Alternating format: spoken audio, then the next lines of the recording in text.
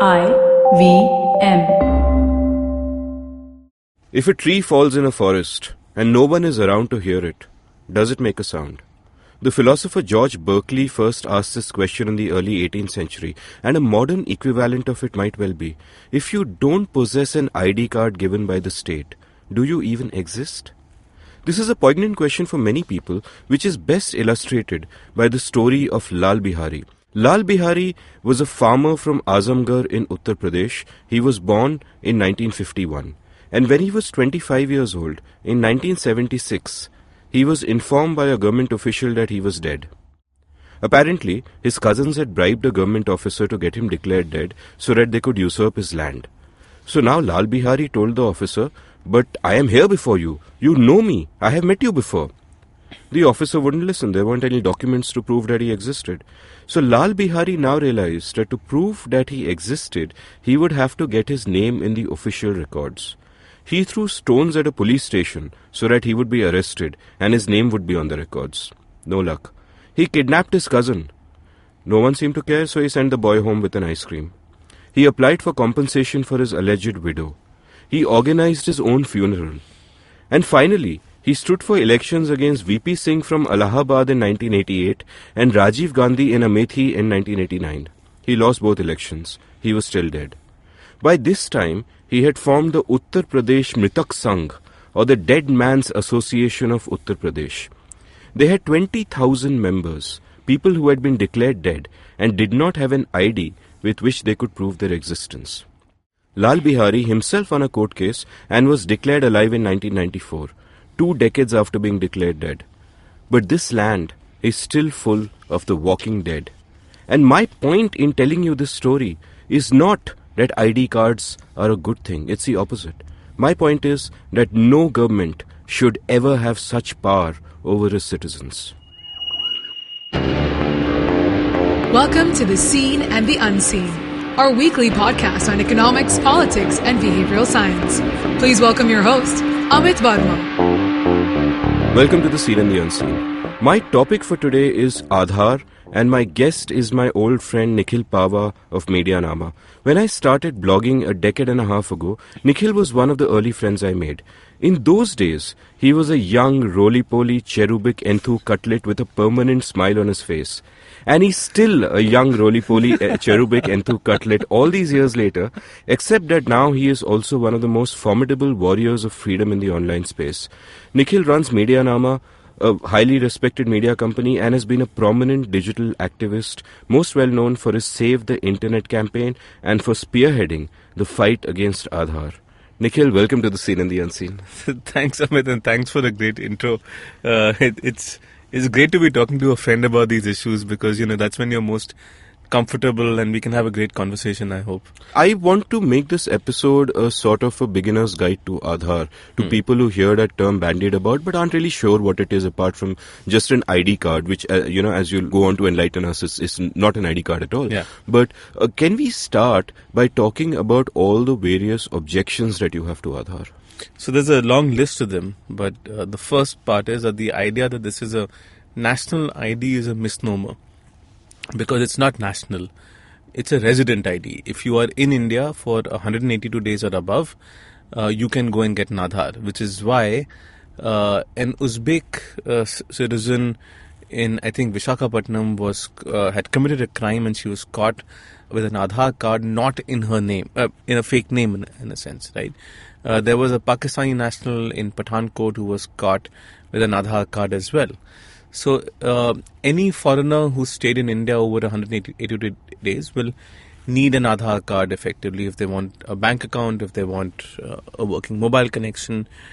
So it's not a national ID because anyone can get it. In fact, that means it's a very weak form of ID because even like a passport or a driving license is a far better form of ID, having gone through verifications. And, if someone has an Indian passport, they're an Indian citizen. Right. So the other part of it is that it's also not an ID. Okay. Because there is no verification. So what happens is that when you get an Aadhaar, and I haven't gotten one and you haven't one either, right? No, okay. So essentially what happens is that you take an existing ID and they take your fingerprints, they take your iris scan and they give you an Aadhaar card after a particular period of time. there is a journalist called Debayan Roy who works with CNN IBN, and he went through this process, realized that there was no verification that's taking place, so he got an Aadhaar card made in a different name. He went to the verification center and they made a fake driver's license for him, I think. And so both got submitted at the same time, his actual submission as well as his fake one. Wow. So he reported it and the UIDAI filed a case against him. What happened eventually was that they granted him an Aadhaar in the false name. So Debayan, no, it's sad because, Debayan is in court trying to get his Aadhaar in his own name. And, I asked the UIDAI CEO that question at GCCS, which was a global conference taking place in Delhi. And he laughed and he said that, I'm saying that he will be stuck with his name for the rest of his life. And this is the beauty of Aadhaar, that if you get it in the wrong name, you're stuck with that name for the rest of your life. He said his words were that, his child will go to school and say that my papa's name has changed. I mean, that's disgusting. But it is what it is, and it shows the mentality of the UIDAI when it comes to these issues. But the point is that anyone can take any ID and get an Aadhaar made in that name. Now, there are criminals who may have potentially changed their name now and now have a clean record, and there's no way of knowing that. So, really when you look at Aadhaar from this perspective about being an ID, it's not really an ID. It's more of a proof of authentication. It's a proof that your fingerprint is connected to this Aadhaar number or not, because there is no verification. A passport is a better means of which you have cops who come to your home, they talk to your neighbors. There's some amount of physical check that takes place before you get a passport. The scale at which Aadhaar has been implemented, it was impossible to do that. The pace at which it was being implemented, there are a large number of fakes that would have been created. So that's another problem with Aadhaar, that there were about 49,000 enrollment agencies whose license was cancelled for violation of processes when it came to the creation of Aadhaar, including one that was storing biometrics and effectively using replay biometrics to generate new Aadhaar numbers, because they were being paid per ID generated. And so it was, the incentive structure was created in a manner that they would create more enrollments, and there was no way of checking this. So I think the whole system is flawed in the way it has been developed, and there's a Silicon Valley philosophy that goes move fast and break things. There is an agile development sort of a approach which says that start and then keep iterating and keep improving. But when you're looking at something of a national scale that impacts the lives of people, I think the philosophy we ought to have is move slow and fix things. You have to be deliberate, you have to be conscious, you have to monitor, and you have to fix these problems before it impacts a large number of people. In this case, the rush to just get more and more people on board, and this is something which Nandan Nilekani has talked about, which is that if you move so really, really quickly in these things, the opposition does not have time to consolidate. So by the time they realized what was going on, these guys had moved much further ahead. Did he say this approvingly, or? I think, he said this as a strategy that they deployed because there was opposition to Aadhaar from the very beginning as well. So I'm saying that this is the negative outcome of it. The problems that we're facing now is an outcome of the rush. So that was another point that I wanted to make about how not to create a national ID is haste is bad.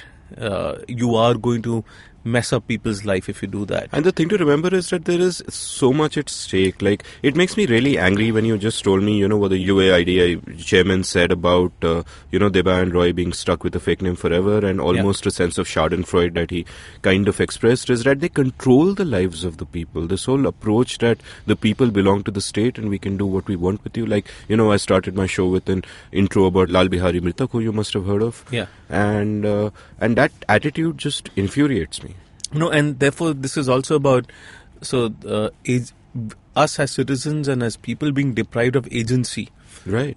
We are not given a choice about whether we want an Aadhaar or not. Right.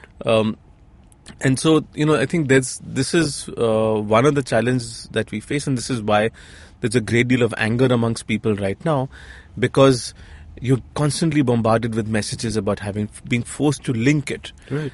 The question that I would like to ask is, how many people who've gotten an Aadhaar actually wanted to get one?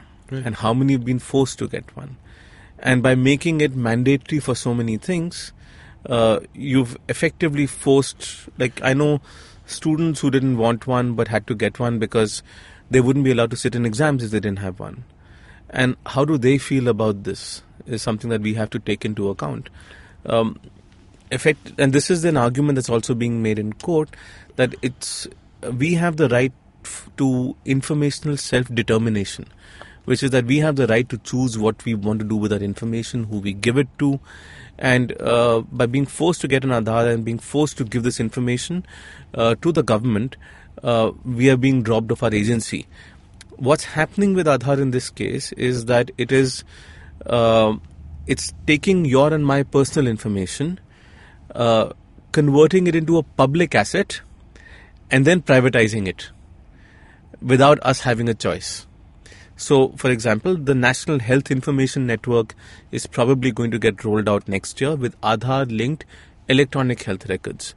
Last year, Viral Acharya, the Deputy Governor of the RBI, spoke about the creation of a public credit registry, which then startups can build businesses on top of, saying that the baseline of personal credit information, the financial transactions that we do, will be provided by the government, and then they can add their own data sets on top of it to provide you more granular services. Now, some part of this is good, but the question is, where is the agency here? In the sense, do we have choice?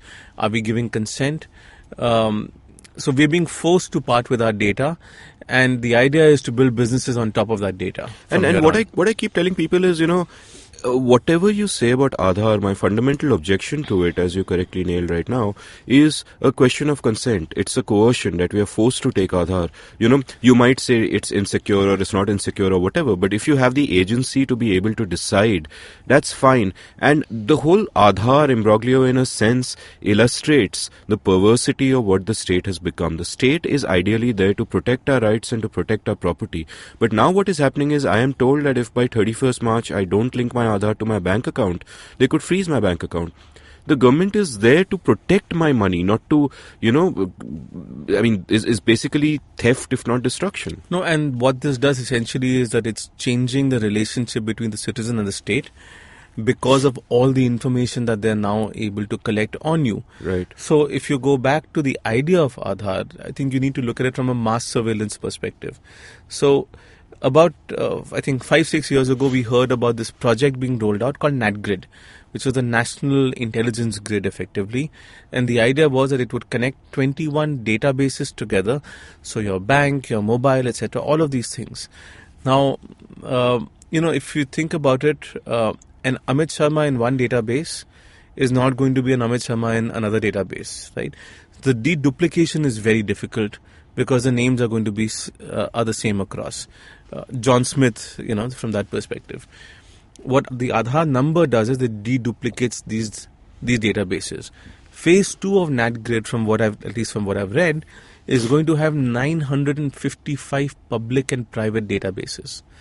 So every aspect of your life, every interaction is going to effectively become an Aadhaar-linked database, which will then be available to the state when they want to glean information about you. Now zoom out and look at the impact that can have on a democracy, and that impact that can have on an individual's agency if the state has that much informational power over them. And so these are very dangerous times for us as citizens and for our rights, also for the opposition parties, because this government may not be that bad, but who knows, 5 governments down the line you will have a totalitarian entity that uses this information to effectively change the course of history forever. I mean, every individual should just think of the government in power as being the absolute worst that he can think of, whatever that might be. Yeah. And you give them this much power. And you said earlier that this reverses the relationship between the citizen and the state. Yeah. I would actually say it illustrates it. And in the sense that it's pretty much been this way, that the state has treated its citizens as its subjects. Yeah. And the difference of Aadhaar and the control that they have over our lives because our data now belongs to them is that the state is empowered. Like typically you'd imagine that in these modern times, technology empowers individuals. Yeah. But here you actually have Aadhaar empowering the state against its individuals instead of, protecting the individuals. So one of the arguments that's being made is that Google has your data, Facebook has your data. That's voluntary. So one part is, yes, that is voluntary, but also they have a lot of data about you. So, we're in an era where all of these entities have a large amount of information about us, but we really have little control over information that is us. In the sense, in today's day and age, we are data. Every single activity that we do generates data. People are talking about the quantified self with, I have a friend who's stuck some device in his arm and he uses it to monitor his blood sugar levels. That's going to an app. So we're generating truckloads of information about ourselves, and we'll continue to do that. The power equation with the platforms is also something to consider. So the state's solution for dealing with that changing power equation, and these platforms like, whether it's Google or it's Facebook or it's Amazon, it's Microsoft, Tencent, Baidu, the state's solution there is to, hey, give us your data as well, so we'll also use that. So we're effectively in a situation where there is a global market failure in data protection and privacy, and the solution to that problem shouldn't be more data. It should be giving us more control over our data. In fact, the fundamental role of the government should be to protect the rights of its citizens, and therefore the government should be putting those data protection laws in place rather than trying to exploit its absence. So this is one of the problems with Aadhaar, that Aadhaar was brought in through an ordinance initially without a privacy law in place. There still isn't a privacy law. The current committee that's looking at the privacy law is essentially, it has people who've argued against the fundamental right to privacy in the Supreme Court, right? It has the CEO of the UIDAI, and the UIDAI is really not one that's going to uphold privacy the way it's operating right now. So we have a problem here that we don't have a data protection law. Aadhaar, when it was taken through Parliament, it was taken as a money bill, with the Rajya Sabha having no role except making recommendations, which the Lok Sabha rejected, because the current government has a majority in the Lok Sabha. And those protection requirements were actually fairly good, in the sense you had, one was for the definition of national security. Because in India, there is no definition. So the state has complete freedom in terms of under what causes it goes and snoops on someone. There was purpose limitation, which was another solution, where you can only limit it to a few select services and not build a whole private ecosystem or enable a whole private ecosystem on the basis of our data. So checks and balances were essentially rejected in Parliament. And therefore, even from, it's almost been a journey of the state constantly trying to hoodwink its citizens over the last few years. And this is not just the BJP, by the way. It happened with the Congress as well. It's a DNA of the state. It's a state. And so I'm very worried about where we're going with this and how the future is going to be if this is allowed. Because, I'm not sure whether the Supreme Court judges really realize the ramifications of what they're dealing with over here. We got a great judgment in terms of the fundamental right to privacy, but the way it looks at, there were exceptions that were brought in, especially for welfare, and that's what some lawyers that I've spoken with seem to think, that is a means of justifying Aadhaar. So we don't know where this case is going to go, but I think it's pretty worrying. Let's move on with your laundry list of objections to Aadhaar, which I know is a long one. It's a long one. So the other is that actually this is about the permanence of the Aadhaar number, which is a single permanent number that is you effectively, and the permanence of biometrics as a password. Now that's just stupid, because imagine having an email address with a permanent password that you can't change. Mind-boggling.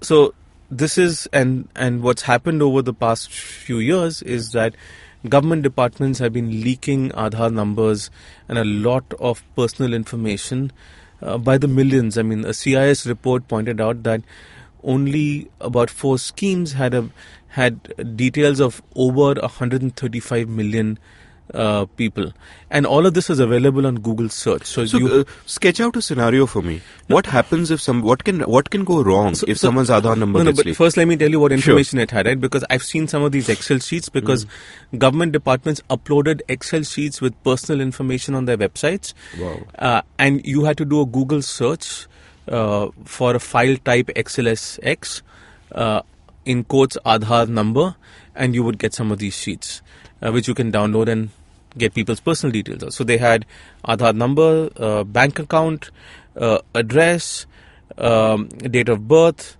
father/spouse's name, gender in some cases, caste and religion in some cases, in Excel sheets. So spell out for me what can go wrong when this kind of data gets released or falls into the wrong hands. So one is, of course, targeting. If as Aadhaar gets linked to more and more things, individuals can be targeted in a manner which is predatory. And we've seen some of this happen because the information that's being leaked, where you had a situation where people were getting phone calls saying, I'm calling from so-and-so bank, is this your Aadhaar number, is this your bank account number, I'm sending you a verification code because you have to link your Aadhaar to your bank. And then people would give that detail and they would find that money's been transferred out. Right. In fact, this happened to a member of parliament in Punjab as well.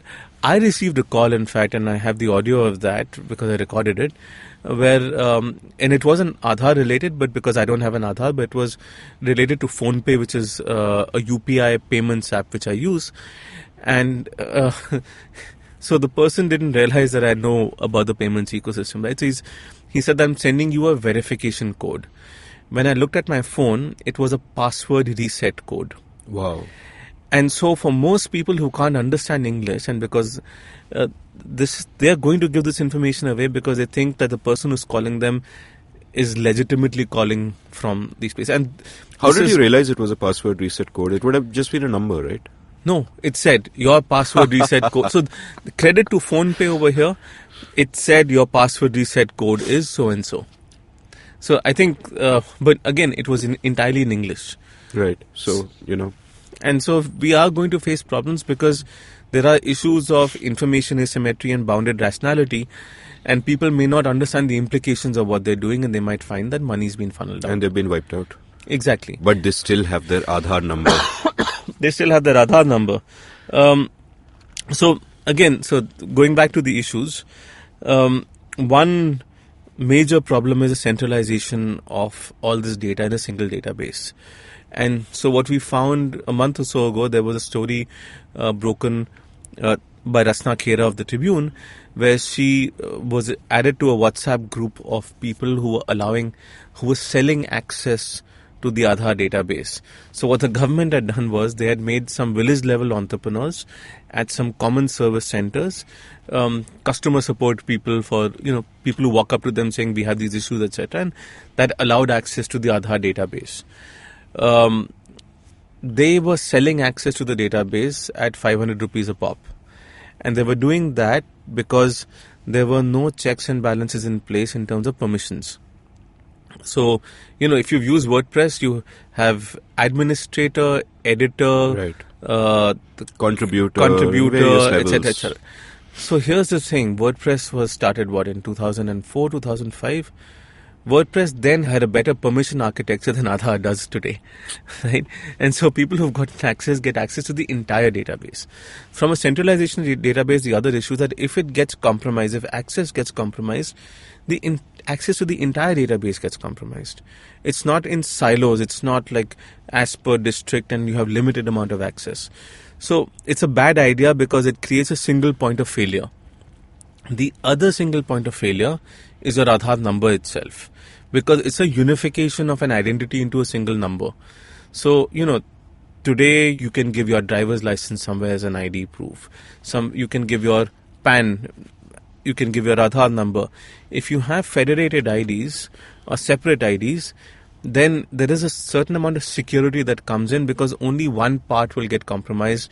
Sometimes if people take a driver's license, they don't know what that is ID proof for. Correct. Right. No one knows what you've given as an ID proof for your bank. it could be one of multiple things. But if there's a single number that is the ID proof for everything, and remember, it's not an ID proof, right? It's effectively, it can compromise you across the board. Once someone has your Aadhaar number, all they need is your biometrics, or they need an OTP. OTP is easily hackable, and biometrics have been cloned from fingerprints. There were school students, I think there were college students in Bombay who were found faking attendance because they had cloned fingerprints, and you had attendance based on fingerprint authentication.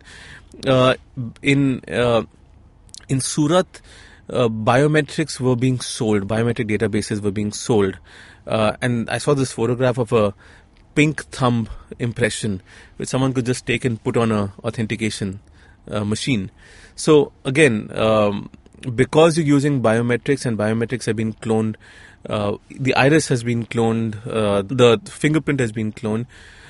A face ID is even easier to clone from photographs.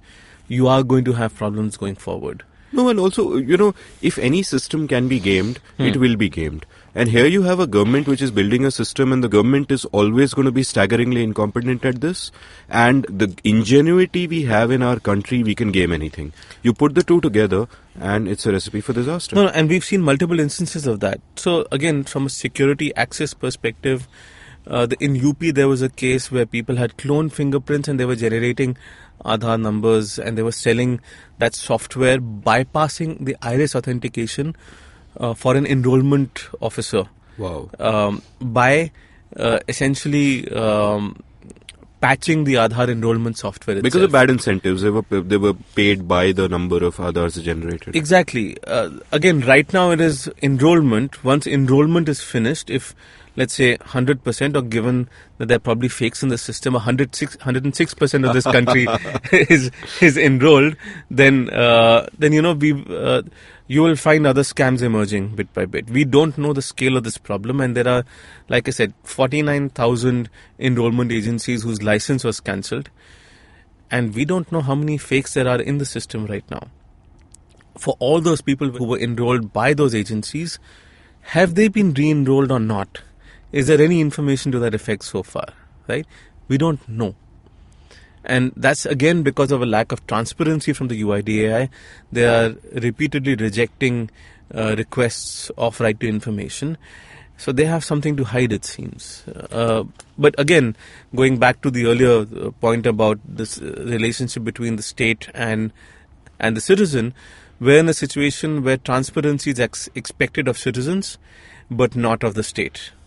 Yeah, and there are millions of common citizens who are victims of this. And you spoke about Debayan Roy, and obviously he's privileged enough that you are speaking about him and asking questions about him. Yeah. But most common people have no recourse at all. They may not even know English. They may not know how to negotiate the system in any way whatsoever. And I don't think, there's a separate debate to be had on the state of media and the economic health of media in this country right now.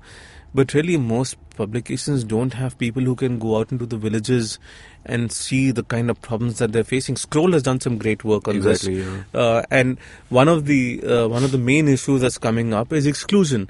So, I'm a ghost right now, and I'm assuming so are you, because neither of us have Aadhaar. Exist, yeah. We are mritaks. Exactly. And the problem right now is that for a lot of people, especially in Rajasthan and Jharkhand, where it's been made mandatory to the greatest extent for getting welfare. Old people, daily wage laborers whose fingerprints either change or don't work, or there isn't sufficient connectivity, they're not getting their welfare. So, and there are instances of people who have died because they haven't gotten it. Think of an 80-year-old woman who now has to go 20 kilometers to authenticate with her fingerprints that may or may not work, and then therefore has to go repeatedly, whereas earlier she could have given her ration card to a neighbor to go and get that. Now, there was pilferage that was taking place earlier, but there are also instances emerging in news reports of people, for whom the fingerprint authentication has failed based on what the person who's giving rations is saying, and what they found is that authentication actually worked and the rations were essentially pilfered out. So it's not really affecting pilferage or stealing of rations as much, because you may have authentication that's taking place, but you're not able to address quantity theft.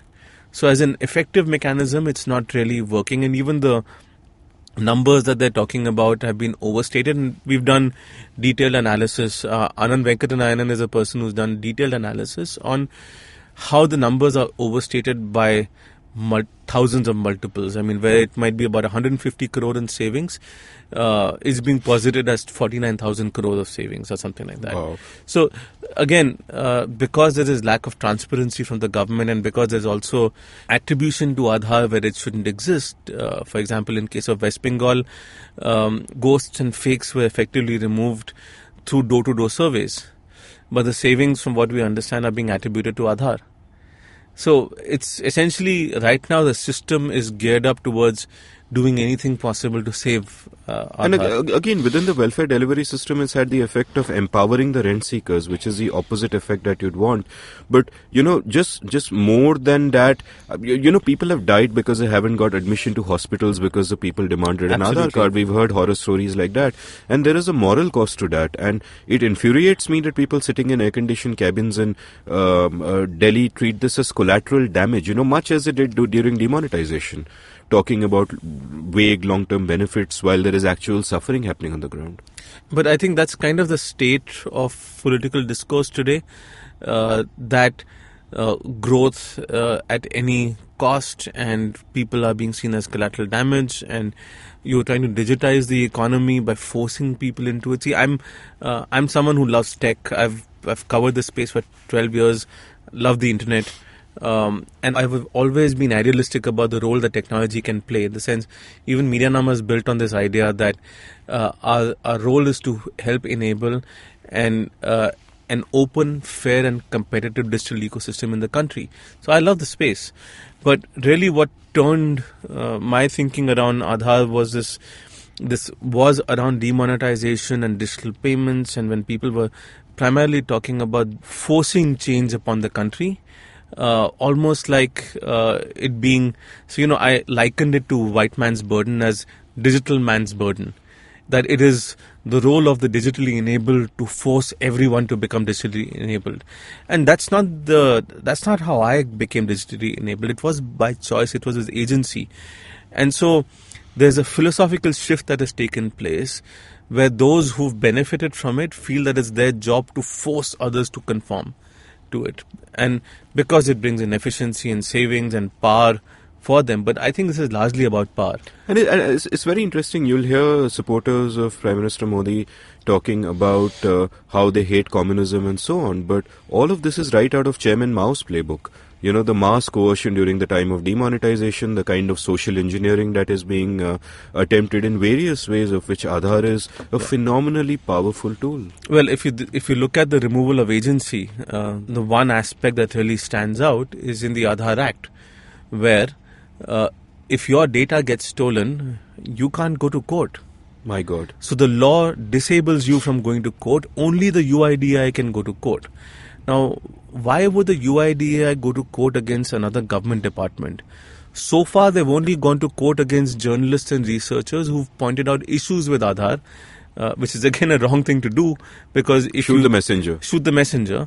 But they've not gone to court against at least 216 websites that were publishing Aadhaar information, even though the Aadhaar Act doesn't allow it.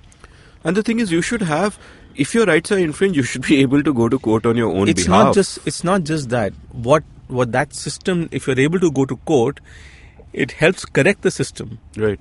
So effectively, Aadhaar is not going to get fixed unless someone goes to court.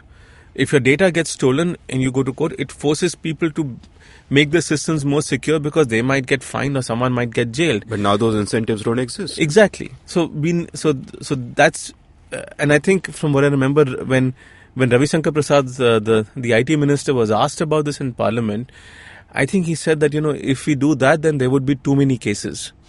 Which is almost an admission of a problem. Which also indicates his government's unceasing focus on optics. They don't care what really happens. They just care how it's reported. Well, I don't know about that aspect of it, but from one of the things that I've noticed is that there's also a great deal of lying that's going on. Like this constant refrain that there has been no breach. And that's optics effectively, right? But the fact is that a breach is unauthorized access. So if Rasna Khera of the Tribune was able to get unauthorized access to the Aadhaar database by paying $500 to someone, that is a breach. If let's say Abhinav Srivastav, a developer in Bangalore, was able to access the Aadhaar database because NIC, a government body, was running access to it on HTTP instead of HTTPS, and it's a non-secure connection which can effectively data can be taken from that. That is a breach. If biometrics have been cloned or being sold, that is a breach. I think by denying that there's a problem, we're not going to solve it because, if you think about it from a governance standpoint, the first part of the solution is to accept that there's a problem. Then it is to involve the right-minded stakeholders in trying to figure out the source of the problem, trying to find out the solution, and then solving it. And also informing about solving it and bringing in processes of transparency so that there is accountability in the future. None of this is happening right now. And so we're just digging ourselves a deeper hole by denying that the problem exists. So, another part of the problem with the way Aadhaar is being run is that there is no monitoring mechanism. There is only an audit mechanism, which means that someone has to do an audit to find a problem. Now, nobody seems to be doing that audit because journalists and researchers are finding problems and the UIDAI goes and sues them for it. If that problem hadn't been reported by a news agency, the UIDAI probably would never have known about it and the leaks would have kept happening. And you're actually disincentivizing people from finding the problems in the system you're supposed to run. Absolutely. But it's just as important to remember, if there is a problem and nobody reports it, going back to your tree falls in a forest example, who knows? There is probably data leaking everywhere that we don't even know about. So that's why you have researchers. There's some anonymous Twitter handle called F Society right now that is that's effectively constantly, almost on a daily basis, pointing out issues with Aadhaar. Because an anonymous handle probably has a better chance of doing that, because if an Indian handle did it, they'd probably get sued or they'd get put in jail. Yeah. So I have a sneaky feeling that anonymous handle is also a host like us. No, but, going back to the agency issue, the UIDAI under the Aadhaar Act can also cancel your Aadhaar number for any reason they may deem necessary. And do you have recourse? Can you go to court? I'm not sure about the recourse part. I don't, because if you think about it, only the UIDAI can go to court. Yeah, and also only, even if everyone could go to court, only the incredibly privileged people like us would actually be able to do so at a practical level. Yeah. Most people in this country, they don't really have that option. I mean, but they also don't have it easy even getting an Aadhaar number. So you've seen instances of enrollment agencies, because of the atmosphere of desperation that's been created by the government, having to pay bribes to get an Aadhaar number. It's supposed to be very cheap, but there are people who've had to pay $300,000-$500,000 to get an Aadhaar number. And this is essentially rent seeking that's happening at an enrollment level right now. There will probably be rent seeking that will happen if you need to get some data changed. So we don't know where this is going, but really that's where the corruption has come in, if you look at it. Aadhaar has effectively enabled corruption at that level, even though the state may not see it as that. I mean, as the old saying goes, power corrupts. So the more power you give, the more corruption you will have. That's a truism. What else is in your laundry list? So one of the things is that the people who've already been compromised forever. And so that's one of the problems I have with Aadhaar, that the leaks have happened at such a large scale that we really don't know what to do about it. So if someone's actual information about their bank account number, Aadhaar number, religion, address, date of birth, father's name / husband's name, if all of that identifiable information that can be used to compromise them has been put in the public domain or has been leaked, how do you protect them? What do you do for them?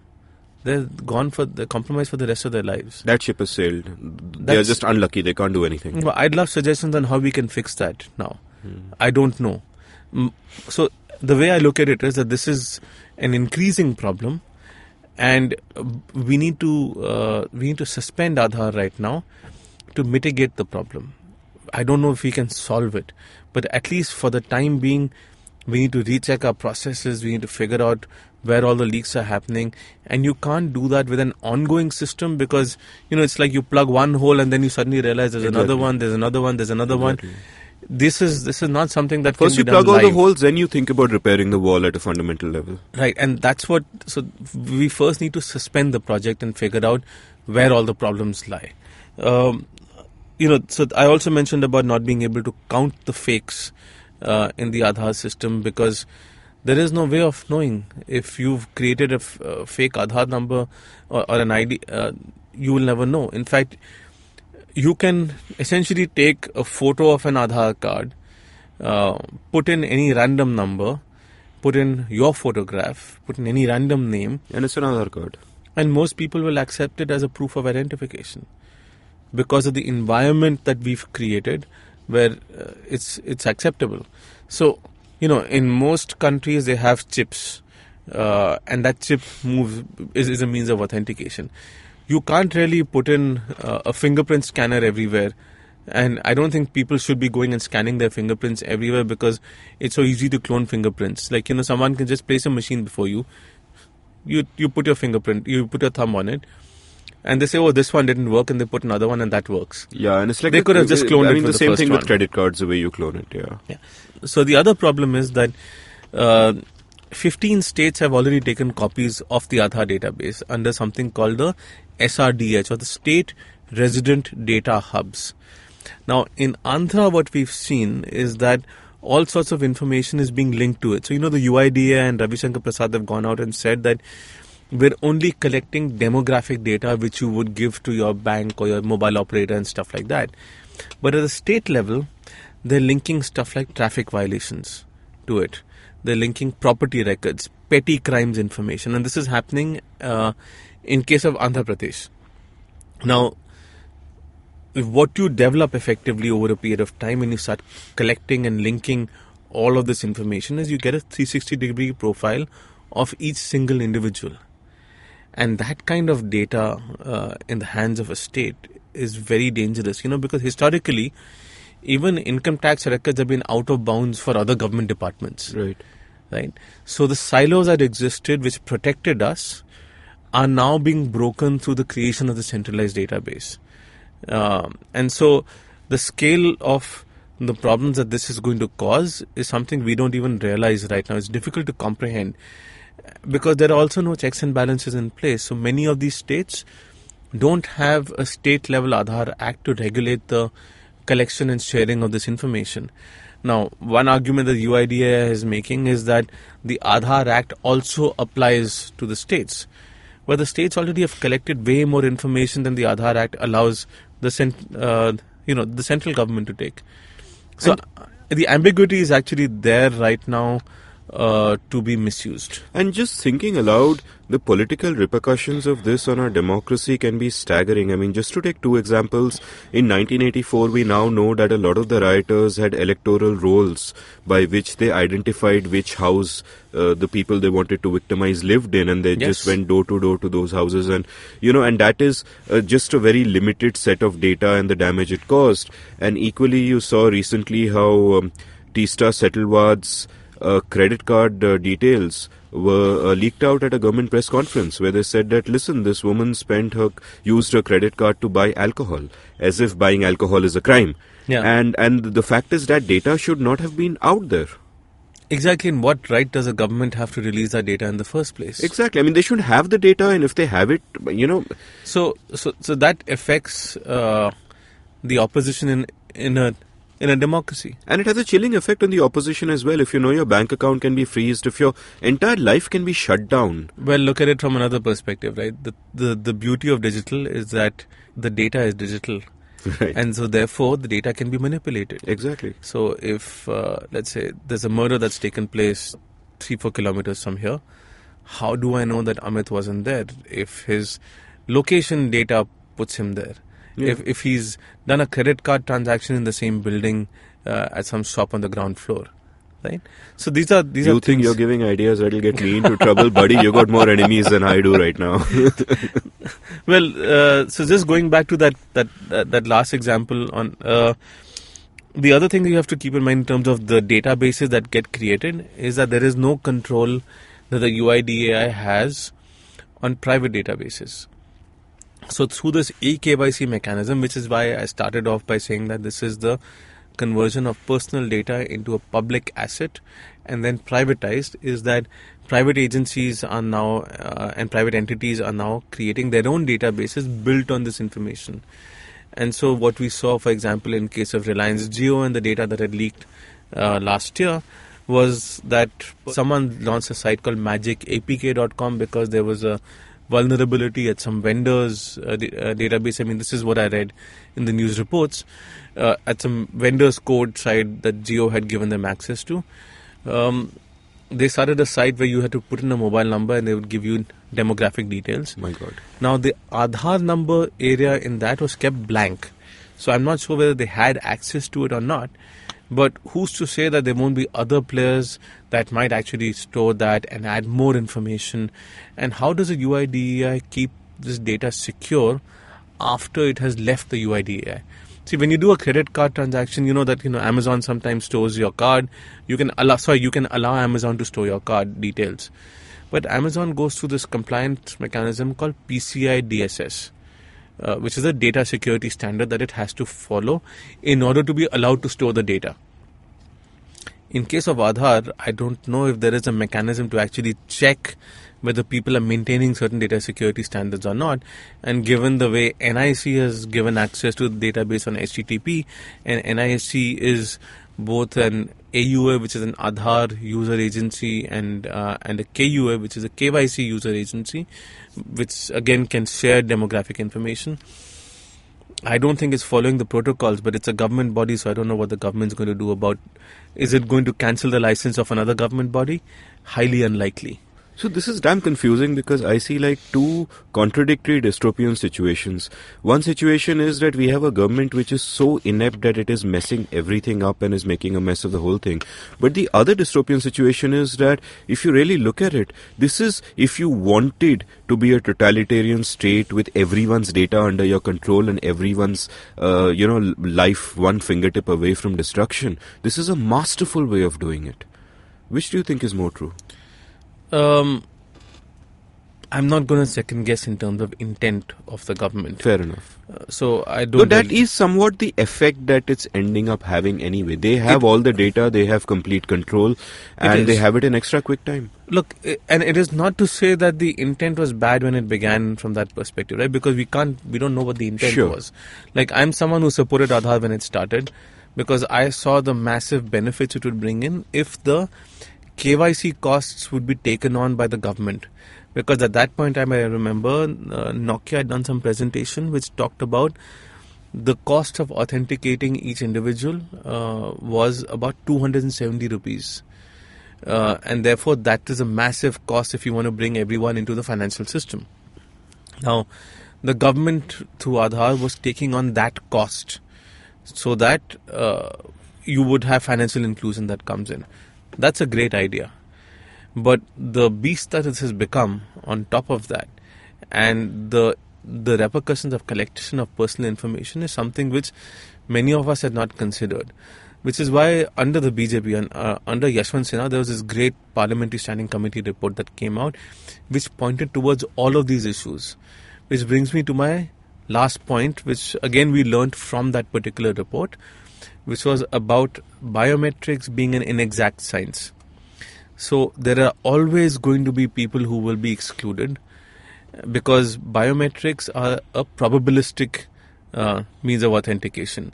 So there will always be false negatives and false positives, which is that there will be people whose fingerprint is correct, but that they're going to get rejected, and there are people whose fingerprints do not match, but they will be accepted.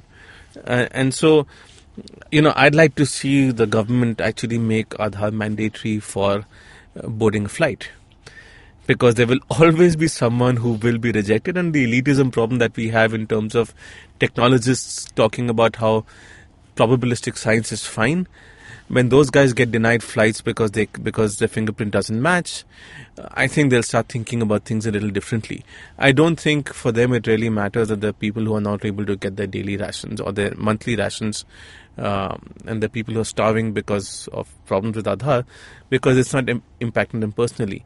But let's make it mandatory for flights and see And what also happens. in this context, you can't talk probabilities. I mean, the duty of the state is to protect every single citizen.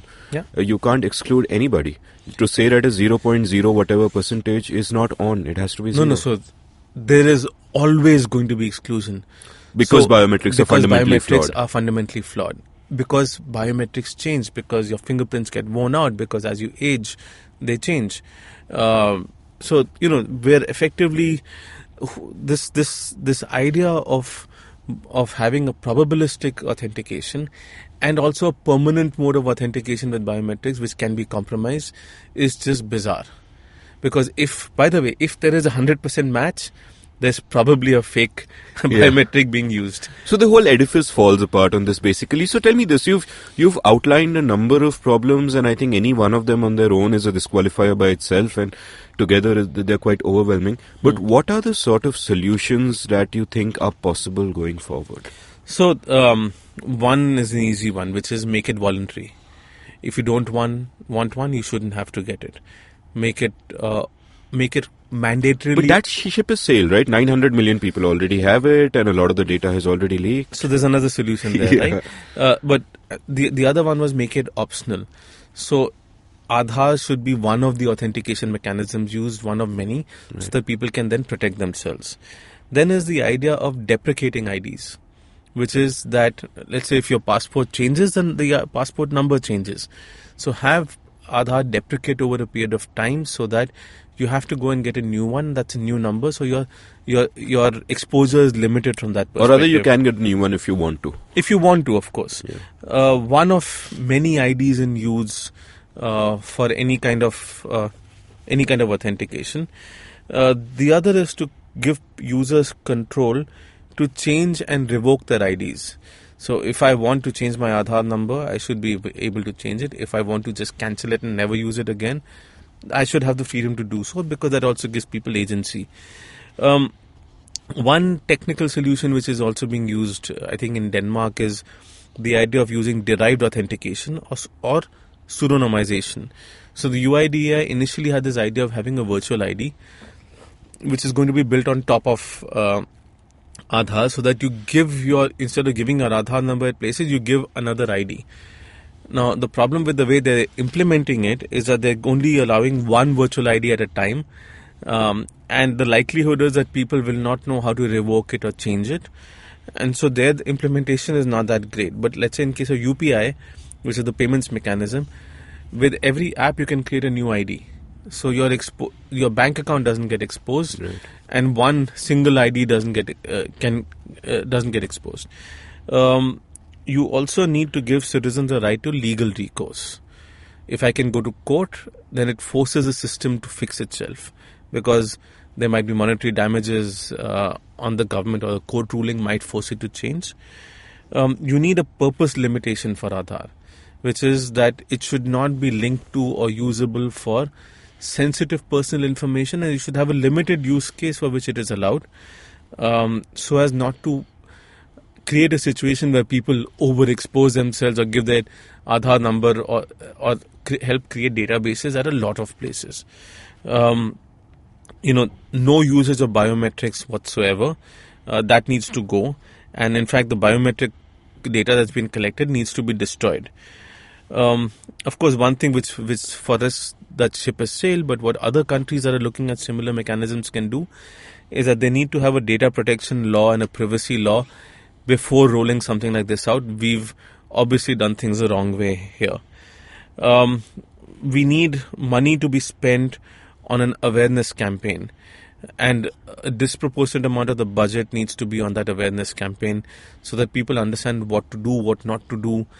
They have a ready reckoner for how not to compromise themselves, because there's information asymmetry. Most people don't realize the impact that this has. So these are some of the ideas that I have. The push for 100% is actually what is hurting us a lot right now, because in that push we're more focused on getting to 100% rather than building a system that works. So tell me something, in your interactions with policymakers, with politicians, with bureaucrats, how receptive have they all been to these ideas of yours? Where is the opposition coming from? I think one is the sunk cost fallacy, right? That we spend so much of money and therefore we can't destroy it now, which is why these are recommendations for fixing it rather than shelving it altogether, because I think shelving it would be a better idea. But in the absence of that, there needs to be a mechanism to fix it, or at least limit the damage that gets caused. Most opposition members they don't like this system because they're also worried about surveillance. And exclusion is a very, very big problem that they're seeing in their own constituencies. One of the things that I forgot to mention earlier about the problem with Aadhaar, that it's become a national security risk. So they are also conscious of that, because all this data available, accessible, with such poor security in place, compromises most citizens in this country. Like Aadhaar is the biggest honeypot that exists for any hacker to get into, because you can dismantle a country's financial system if you get access to all of this data, one way or another. Which seems fairly easy to do, given the protections in place. Exactly. So we have but at least from the government side, I don't think they're really engaging or they're talking much right now, because for them, they don't want to admit that there's a problem, because that's the way politics currently works. No one wants to admit to having made a mistake. I'm not sure where the Congress stands on all of this, because at one level, you have Kapil Sibal arguing very well in court. Pushing back against some provisions in Aadhaar. But at the same time, you have the Karnataka Congress, which is pushing an Aadhaar bill. I think there is, it's almost two-faced the way they're behaving. No one has a solution right now, or no one wants to even try for a solution by the looks of it. So Nikhil, I'm going to ask you to sum it up by referring to a quote of yours from a TV interview I saw recently, where you said that the Supreme Court decision about Aadhaar is, quote, the most important decision in our history, unquote. Yeah. And then you went on to say, quote, what we do, and by we you meant the citizens of India, what we do will impact generations, unquote. These are very big words. This is a very, very big issue. Yeah. The consequences are very momentous. Sum it up for me. No, I think that the amount of data that we're releasing right now through this, and remember, Aadhaar is going to get linked to the DNA database when it gets created, once the DNA bill gets passed, right? So, like you said, our lives are data, we are data. Yeah, we are data, and so therefore, from an individual liberty perspective, this is the biggest decision that's going to be taken about our future, about our data, about our interactions, because effectively this is going to be used by algorithms to, on the good side, give us loans, but on the bad side, change the way we vote maybe in the future, or whether there is any totalitarian action by some government in the future. So really, these are our rights that are going to get impacted in ways that we can't really imagine right now. This is also the creation of a mass surveillance state with very limited checks and balances, because frankly, under the guise of national security, very few checks and balances exist, if at all. So what we need to do as citizens is really push back now. It has to, I said this to some of the lawyers in the Supreme Court case a couple of years ago, that this only gets fixed when it becomes an election issue.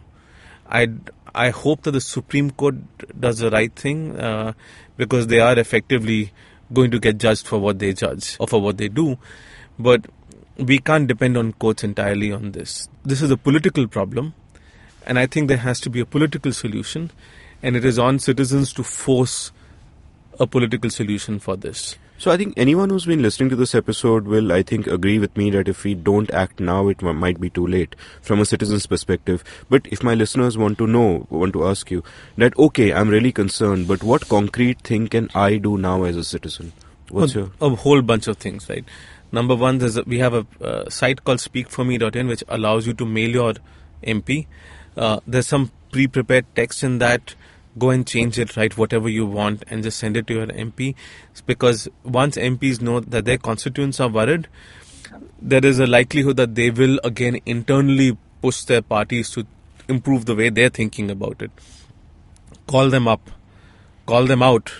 Whatever you can, inform more people about the issues, because right now what's happening is that most people don't understand the problems that we're dealing with. Share this podcast with as many people as possible. Golden words. so that people realize the scale of the problem that we are facing right now.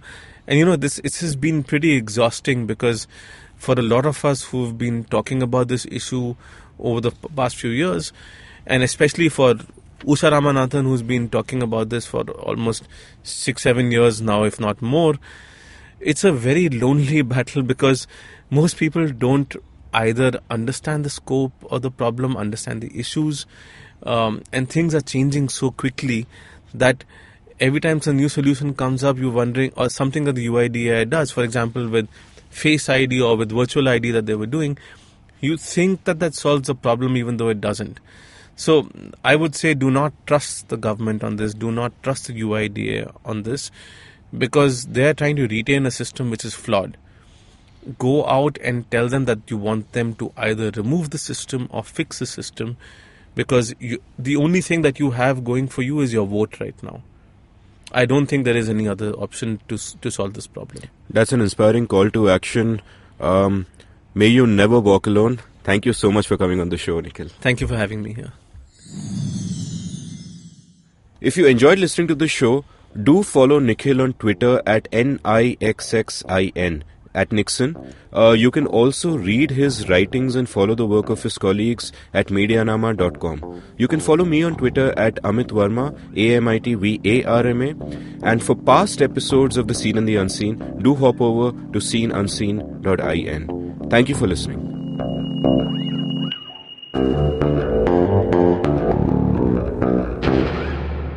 If you enjoyed listening to The Seen and the Unseen, check out another hit show from IndusVox Media Networks, Cyrus Says, which is hosted by my old colleague from MTV, Cyrus Brocha. You can download it on any podcasting network. He bends down to test the warm water for his bath. He comes here to quench his thirst for a hot shower and some podcasts. You can witness how he enjoys having other people talk about cool stuff in his bathroom. Indeed, it helps him with his loneliness. You can find more of his pieces on ivmpodcast.com, your one-stop destination where you can check out the coolest Indian podcasts. Happy listening.